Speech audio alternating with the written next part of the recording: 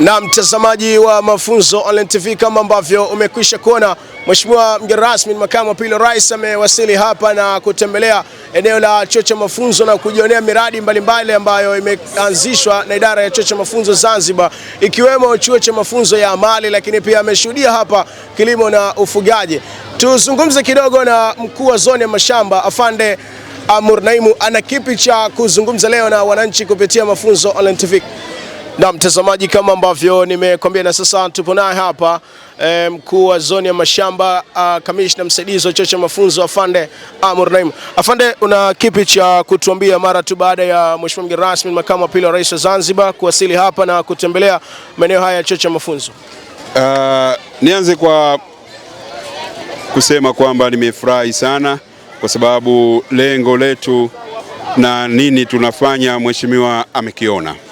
Sisi tuko hapa kama chuo cha mafunzo katika maonesho haya ya 10 ya kilimo 88 kwa lengo la kutoa mafunzo, na tumefikia kiwango chetu hicho, ama lengo hilo tumelifikia, kwa sababu kama mnavyoona watu wengi ingia toka, anayerudi anayekwenda anapenda kuingia katika eneo letu hili la chuo cha mafunzo kwa sababu ya kujifunza, na sisi tuko hapa kiurekebishaji zaidi kwa sababu ndo kazi yetu, na kwa maana hiyo tunarekebisha kwa walio ndani ya magereza ama ndani ya chuo cha mafunzo, lakini pia tunarekebisha hawa walioko nje kwa kuwazuia wasije wakaingia ndani ya magereza, kwa sababu wanajifunza mambo ya ujasiriamali, wanajifunza walime vipi, wafuge vipi.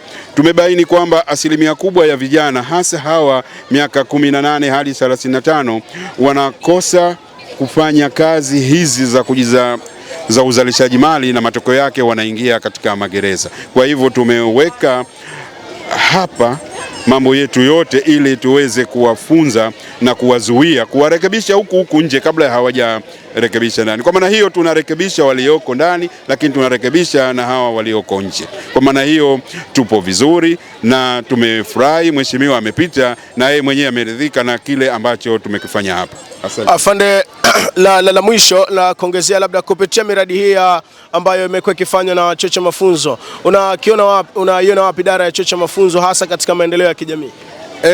Kwa sasa naweza kusema tuko juu, tunapaa sana, kwa sababu tukijipima ama tukijitathmini miaka 5 ama 6 iliyopita na tulivyo sasa, kuna mabadiliko makubwa.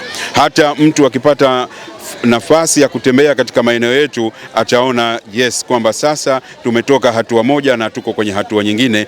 Yote hayo ni katika kujiletea maendeleo kama idara, lakini na taifa kwa jumla. Na mtazamaji wa Mafunzo Online TV, kama ambavyo umemsikia hapa kamishna msaidizi wa chuo cha mafunzo, mkuu wa zoni ya mashamba Afande Amur Naimu, kile ambacho amekizungumza juu ya idara ya chuo cha mafunzo ya Zanzibar. Mimi nikwambie tu kwamba hadi kufikia hapa sina la ziada. Nyuma kamera Hassan Said Ali, langu jina Mahir Saidi. Nikwambie tu kwamba usichoke kulambaza nasi ili kupata maarifa stahiki. Asante.